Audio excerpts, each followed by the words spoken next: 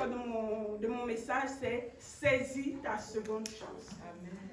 Saisis ta seconde chance. Alléluia. Gloire à Jésus. Saisis ta seconde chance. Alléluia. Bien-aimé, une chance se saisit. Une chance, c'est quelque chose qui se saisit. Alors, nous n'avons pas pu saisir la première. Lorsqu'on dit seconde chance, c'est parce qu'on voit qu'on n'a pas pu saisir la première chance. Alors, le Seigneur nous donne et nous fait la grâce. Le Seigneur nous donne et nous fait la grâce de pouvoir saisir la seconde chance. Alléluia. Alors, est-ce que tu peux dire avec moi, je saisis ma seconde chance? Je saisis ma seconde chance. Dis Seigneur, je saisis ma seconde chance. Seigneur, je saisis ma seconde chance. Alléluia, gloire à Jésus. Seigneur, nous saisissons notre seconde chance. Alléluia. Nous ne voulons pas passer à côté de cette seconde chance, bien-aimé du Seigneur. Et vraiment, je veux t'exhorter, je veux t'encourager. Je veux vraiment réveiller ta conscience afin que tu ne passes pas à côté de cette seconde chance. Alléluia. Parce que le Seigneur a dit cette année, année de la seconde chance. Mais rien ne te dit que l'année prochaine, il te dira année de la troisième chance. Alléluia. Alors saisis, c'est une grâce vraiment que le Seigneur a faite parce que moi je ne m'attendais pas à ce que le Seigneur m'a dit seconde chance. Parce que je me disais, mais Seigneur, comment je vais rattraper ce que je n'ai pas pu faire? Comment je vais rattraper, Seigneur, la mission que tu m'as confiée et que je n'ai pas pu exécuter? Comment je vais la rattraper? Parce que si une autre année vient, Seigneur, on continue. Mais comment je vais rattraper le temps passé? Alléluia. Bien-aimé, souvent avec les hommes, on ne peut pas rattraper. Mais avec Dieu, Dieu nous dit qu'on peut rattraper. L'enfant prodigue a pu rattraper, alléluia. Il a pu rattraper, bien-aimé du Seigneur, si c'était seulement son frère. Donc, comme je disais, avec les hommes, on ne peut pas rattraper. Mais avec Dieu, on peut rattraper. Parce que quand nous voyons l'histoire de l'enfant prodigue, nous comprenons que grâce à son père, il a pu rattraper. Alléluia. Il est revenu, le père avait encore les bras ouverts. Mais si ça ne tenait qu'à son frère qui était là, jamais il n'allait pouvoir rattraper sa position. Parce que le frère a dit, mais pourquoi on lui fait ça? Moi qui suis toujours avec toi, Père, tu n'as jamais fait ça pour moi. Ça veut dire que le frère n'était pas content qu'on rétablisse l'enfant prodigue à sa place. Il n'était pas content qu'on le rétablisse dans sa destinée glorieuse. Il murmurait, il était fâché. Mais le père a accepté de récupérer l'enfant prodigue et de le rétablir. Alléluia. Il lui a donné une seconde chance. Alléluia. Alors crois en cette parole de la seconde chance. Oui, crois en cette parole, je t'en prie, de la seconde chance. Et saisis cette seconde chance. Alléluia. Saisissons cette seconde chance. Alléluia. Alors, nous allons prendre la Bible et c'est ce passage qui va nous accompagner. Matthieu 25, verset 14 à 30. Matthieu 25, verset 14 à 30. Alléluia. C'est une parabole, alléluia, que je pense tout le monde connaît. En tout cas, presque tout le monde connaît.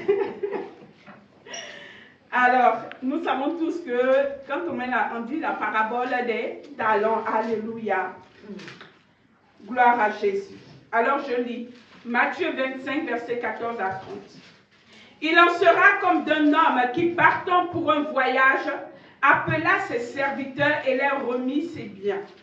Il donna 5 talents à l'un, 2 à l'autre et 1 au troisième, à chacun selon sa capacité, et il partit. Aussitôt celui qui avait reçu les 5 talents s'en alla, les fit valoir et il gagna 5 autres talents. De même, celui qui avait reçu les 2 talents en gagna 2 autres. Celui qui n'en avait reçu qu'un alla faire un creux dans la terre et cacha l'argent du maître. Longtemps après, le maître de ses serviteurs revint et leur fit rendre compte. Celui qui avait reçu les 5 talents s'approcha et en apportant 5 autres talents, et il dit, « Seigneur, tu m'as remis 5 talents. Voici, j'en ai gagné 5 autres. » Son maître lui dit, c'est bien, bon et fidèle serviteur. Tu as été fidèle en peu de choses. Je te confierai beaucoup. Entre dans la joie de ton maître. Celui qui avait reçu les 2 talents s'approcha aussi et il dit, Seigneur, tu m'as remis 2 talents, voici j'en ai gagné 2 autres. Son maître lui dit, c'est bien, bon et fidèle serviteur, tu as été fidèle en peu de choses, je te confierai beaucoup. Entre dans la joie de ton maître. Celui qui n'avait reçu qu'un talent s'approcha ensuite et il dit, Seigneur, je savais que tu es un homme dur, qui moissonne où tu n'as pas semé, et qui amasse où tu n'as pas vanné. J'ai eu peur, et je suis allé cacher ton talent dans la terre. Voici, prends ce qui est à toi. Son maître lui répondit, serviteur méchant et paresseux, tu savais que je ne moissonne où je n'ai pas semé, et que j'amasse où je n'ai pas vanné. Il te fallait donc remettre mon argent au banquier, et à mon retour, j'aurais retiré ce qui est à moi avec un intérêt. Ôtez-lui donc le talent et donnez-le à celui qui a les 10 talents, car on donnera à celui qui a, et il sera dans l'abondance, mais à celui qui n'a pas, on ôtera même ce qu'il a. Et le serviteur inutile, jetez-le dans le ténèbre du dehors, où il y aura des pleurs et des grincements de dents. Alléluia. Gloire à Dieu pour sa parole. Alléluia. Alors, bien-aimés du Seigneur, alléluia. C'est vrai, on écrit parabole des talents. Moi, je vois aujourd'hui comme la parabole de la fidélité. Parce que le maître a dit, il a dit bon et fidèle serviteur. Alléluia. Alors aujourd'hui, Dieu veut nous parler de la fidélité. La fidélité, alléluia. La seconde chance, Dieu veut nous trouver fidèles. Parce qu'il nous a trouvés infidèles. Alléluia. Dieu nous a trouvés infidèles, bien-aimés du Seigneur. Dieu nous a confié des choses. Dieu nous a confié des talents. Dieu nous a confié des dons. Dieu nous a confié des grâces. Dieu nous a confié des missions. Dieu nous a confié des postes. Dieu nous a confié sa maison. Bien-aimé, mais il nous a trouvés fidèles. Tu peux regarder en disant, mais Dieu me parle de l'église, mais même ton foyer. Alléluia. Ton foyer est un poste que Dieu t'a confié. Ton enfant est un poste que Dieu t'a confié. C'est une mission que Dieu a confiée aux femmes de pouvoir bâtir leur foyer. C'est une mission que Dieu a confiée aux hommes de pouvoir aimer et être le toit de leur foyer. C'est une mission que Dieu a confiée aux parents de pouvoir élever, éduquer, prendre soin des enfants selon le Seigneur, dans les voies de l'Éternel. Alléluia. Mais bien aimés, est-ce que nous avons été fidèles? Est-ce que nous avons été fidèles à la mission de l'Éternel? Est-ce que nous avons été fidèles? Alléluia. Non, nous n'avons pas été fidèles. Nous n'avons pas été fidèles, bien-aimés. Pendant que j'étais en train de méditer, toute la semaine, c'était ma méditation. Et chaque fois que je méditais, j'étais calme et au fond de moi, j'étais vraiment dans la repentance. J'étais vraiment dans les pleurs au fond de moi. Je me regardais moi-même. Et j'étais dans les pleurs. J'étais dans la repentance parce que le Saint-Esprit ne faisait que me parler. Me parler de la fidélité. Nous n'avons pas été trouvés fidèles. Nous avons été infidèles, bien-aimés. Les femmes ont été trouvées infidèles dans leur foyer. Les hommes ont été trouvés infidèles dans leur foyer. Les parents ont été trouvés infidèles. Les servantes et serviteurs de Dieu ont été trouvés infidèles dans l'œuvre de Dieu. Même dans nos postes de travail, nous avons été trouvés infidèles. Alléluia. Parce que, bien-aimés du Seigneur, même au travail, la manière de se tenir, la manière de se comporter, la manière d'agir, tout cela doit démontrer notre fidélité envers Dieu. C'est ce que la parole nous dit dans le livre, alléluia, de Romains. Alléluia. Alors, la fidélité, c'est quoi? La fidélité, c'est la qualité d'une personne fidèle. C'est la constance dans les affections, dans les sentiments, dans les relations. C'est le fait de ne pas manquer à quelque chose. C'est le fait de ne pas trahir. Alléluia. Et j'ai beaucoup aimé cette définition. Le fait de ne pas manquer à quelque chose. Lorsque nous manquons à quelque chose, nous sommes taxés d'infidèles. Lorsqu'on nous donne une mission que nous manquons à cela, nous sommes taxés d'infidèles. Alléluia. Bien-aimé, Dieu nous attendait quelque part en cette année 2022. Il nous attendait quelque part, mais nous ne sommes pas arrivés là où il nous attendait. Non. Dieu avait déjà établi sa ligne de route, mais nous ne sommes pas arrivés là où il nous attendait. Donc nous avons été infidèles. Nous l'avons trahi. Alléluia. Parce que la trahison, c'est quoi? C'est lorsque Dieu met sa confiance en toi. Parce que quand Dieu te donne un talent, Dieu nous donne des potentiels, Dieu nous donne des dons, Dieu nous donne des missions, Dieu nous donne des grâces, bien-aimés du Seigneur. C'est parce qu'il a confiance. Dieu ne confie jamais, il ne va pas confier son œuvre, il ne va pas confier vraiment quelque chose, son champ bien-aimé du Seigneur, à quelqu'un en qui il n'a pas confiance. Non, mais c'est parce qu'il avait confiance en nous. Il avait confiance en nous, bien-aimés du Seigneur, mais nous l'avons trahi.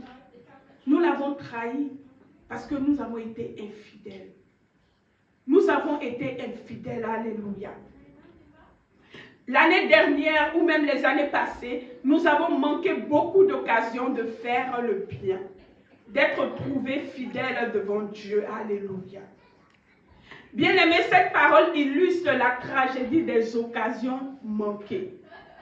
Ça illustre la tragédie des occasions manquées. C'est-à-dire quoi? C'est-à-dire qu'en cette année, Dieu nous avait donné des occasions, mais nous avons manqué ces occasions. Alléluia. Et plusieurs choses peuvent en être la cause.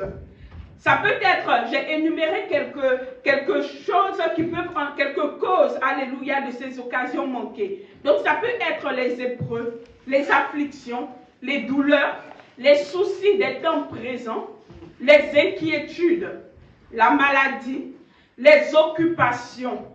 Donc nos occupations, le manque d'organisation et de discipline, l'incompréhension de la mission que Dieu nous a confiée. Parce que le fait de ne pas comprendre la mission que Dieu nous a confiée nous emmène à échouer. Parce que nous ne savons même pas là où il nous attend. Nous ne savons même pas ce qu'il attend de nous. Alléluia. Voilà pourquoi, bien-aimés du Seigneur, véritablement, je nous exhorte encore. Dans ces temps de jeûne et de prière, prends un cahier, va devant l'Éternel et dis, Seigneur, qu'est-ce que tu attends de moi? Parce que si je dois être fidèle, il faut que je sache ce que tu attends de moi. Il faut que je comprenne ce que tu attends de moi. En cette saison, nous devons être amis et alliés au Saint-Esprit de Dieu. Ce n'est plus le temps d'être dans la distraction parce que nous avons manqué la première occasion, mais nous ne devons pas manquer la seconde occasion. Nous ne devons pas la manquer. Tu prends un cahier, Seigneur, qu'est-ce que tu attends de moi? Et tu vas voir que Dieu va te parler dans tes songes, alléluia. Il va te parler de manière audible, alléluia. Vous savez, cette nuit, j'ai fait un songe et je suis encore en train de demander à Dieu, Seigneur, parle-moi. Dieu m'a donné une partie de la révélation. Je vous donne ce témoignage pour vous dire que si nous sommes attentifs à la voix de Dieu, il va nous dire personnellement ce qu'il attend de nous. Alléluia. Et quand il te dira ce qu'il attend de toi, c'est alors que tu pourras être fidèle en agissant conformément à sa volonté. Alléluia. Parce que ce que Dieu t'a donné, ce qu'il t'a dit, bien-aimé, ce qu'il a mis dans tes mains, ce n'est pas pour toi, mais c'est pour les autres. Alléluia. Il a dit, allez, faites de toutes les nations des disciples. Et quand nous parlons de la grande moisson, nous voyons ceux du dehors. Nous voyons ceux qui ne sont pas encore gagnés au Seigneur. Mais le Seigneur attend que dans un champ bien spécifique, le don qu'il nous a donné puisse, alléluia, être utile pour la cause de son nom. Donc ça peut être aussi l'incompréhension de la mission que Dieu nous a confiée, comme je disais. Bien-aimé, il y a quelque chose aussi qui a joué, et soyons sincères avec l'Éternel, le manque d'intimité. Le manque de communion avec Dieu. Le manque d'intimité avec le Seigneur. Est-ce que cette année qui est passée, nous avons été des intimes du Seigneur? Est-ce que nous avons été en communion avec le Seigneur? Alléluia. C'est ce qui nous a empêchés d'être fidèles. Parce que celui qui est dans l'intimité avec le Seigneur, celui qui est dans la communion avec le Seigneur, assurément, il sera trouvé fidèle. Pourquoi? Parce que lorsque tu tu es dans l'intimité avec Dieu, lorsque tu es dans la communion avec Dieu, tu comprends les souffrances de Dieu. Tu portes le fardeau de Dieu. Lorsque le Seigneur est attristé par quelque chose, il va te dire, mon enfant, je suis attristé. Parce que là, tu es seulement en train de porter tes regards sur tes propres intérêts. Voilà ce que je veux que tu fasses. Et c'est dans cette communion avec Dieu que nous allons pouvoir tirer notre force. Alléluia. Parce que très souvent, nous n'arrivons pas à faire ce que le Seigneur veut parce que nous disons nous n'avons pas la force. Mais si nous n'avons pas la force, c'est parce que nous avons manqué la communion. Si lorsque les épreuves arrivent, elles nous abattent complètement jusqu'à ce qu'on ne peut plus se lever, jusqu'à ce qu'on dise, Seigneur, ce que tu m'as confié pour le moment, je mets ça à côté, je m'occupe de moi-même. Bien-aimé, c'est parce que nous manquons la communion avec le Saint-Esprit. Et cette année, si tu veux la restauration, si tu veux saisir cette seconde chance, si tu veux l'élévation, sois sincère, alléluia. Tu sais ce qui a manqué. Tu sais ce qui a manqué, alléluia. Le manque d'intimité, de communion avec le Seigneur, avec notre Maître, alléluia, avec celui qui nous a envoyés, avec celui qui nous a positionnés. Bien-aimé, il y a aussi la paresse, oui. Il y a la lourdeur, il y a la négligence, il y a la fatigue, il y a le manque d'intérêt pour les choses de Dieu. Oui, la lourdeur, la paresse. Il y en a beaucoup de nous, nous sommes paresseux pour les choses de Dieu. Mais quand on va nous dire, levons-nous, allons, vaquons à nos occupations, bien aimés, nous allons tout faire pour nous lever, alléluia. Même si nous sommes fatigués, nous allons nous lever. Mais toutes ces choses ont joué, bien aimés. Le manque d'intérêt pour les choses de Dieu. Nous avons manqué d'intérêt pour les choses de Dieu. Nous avons porté nos intérêts sur nous-mêmes. Lorsque Dieu même a dit, année de la grande moisson, nous n'avons pas regardé à ceux du dehors, mais nous avons regardé à nous-mêmes. Qu'est-ce que je vais moissonner? Et quand nous étions dans nos temps de prière, Seigneur, tu as dit année de la grande moisson, cette année, je moissonne le mariage, je moissonne l'enfantement, je moissonne ceci, on se regardait nous-mêmes. Au lieu de dire, Seigneur, je moissonne les âmes. Alléluia. Nous n'avons pas compris la pensée de Dieu. Oui. Nous n'avons pas compris la pensée de Dieu. Voilà pourquoi dans cette année de grande moisson, lorsque les afflictions nous arrivaient, on était devant Dieu en train de dire, mais Seigneur, tu as dit année de grande moisson, mais pourquoi je suis tant affligé? Pourquoi j'ai tant d'épreuves? Pourquoi je suis tant persécuté? C'est nous-mêmes, on emmenait notre moi. Mais pourquoi? Parce qu'on n'avait pas compris la pensée de Dieu. On n'avait pas saisi le cœur de Dieu. On était à la surface. On n'est pas allé en profondeur avec le Seigneur. Non, il n'y avait pas de profondeur, bien-aimé du Seigneur. Il n'y avait pas de profondeur, non. Nous avons manqué beaucoup de choses. Mais pour saisir cette seconde chance, il faut que nous rétablissions toutes ces choses. Alléluia. Avec le Saint-Esprit. Nous sommes aussi tombés dans les ruses du diable. Les ruses du diable, alléluia. La Bible dit, n'ignorez pas les desseins de l'ennemi. Donc les ruses du diable nous ont aussi emmenés, bien-aimés du Seigneur, à détourner nos regards de ce que le Seigneur avait dit. Parce que nous sommes tombés là-dedans. Il a mis beaucoup de pièges au-devant de nous, mais nous n'avons pas eu le discernement qu'il fallait. Mais comme je dis toujours, si nous sommes arrivés à ce point, c'est parce qu'il manquait l'intimité. Il manquait la communion avec le Saint-Esprit. Parce que celui qui est intime, n'est-ce pas que l'apôtre Paul a dit dans le livre d'Éphésiens, avant de dire que vous ne combattez pas contre la chair et tout, prenez avec vous les armes, alléluia, il a dit quoi? Soyez des chrétiens forts. Alléluia. Il a dit, soyez des chrétiens forts dans le livre d'Éphésiens 6 au verset 10, je crois. Soyez des chrétiens forts, alléluia, bien-aimés du Seigneur. Mais notre force, nous la tirons où? Dans la communion et dans l'intimité avec Dieu. Il faut que cette année soit une année d'intimité et de communion avec l'Éternel. Une année d'intimité et de communion avec l'Éternel. C'est alors que tu vas pouvoir saisir cette seconde chance. Et lorsque tu entends seconde chance, ne regardons plus à nous-mêmes. Seigneur, tu me donnes une seconde chance pour moi-même, pour ma propre cause. Parce que cette année, je me suis dit, ben Seigneur, j'allais me marier, je ne me suis pas mariée. Bon, c'est la seconde chance pour me marier. Non! Quelle est la pensée de Dieu? Connais-tu la pensée de Dieu réellement? Mais pour la connaître, il faut aller en profondeur. Il faut aller en profondeur, quitter le superficiel.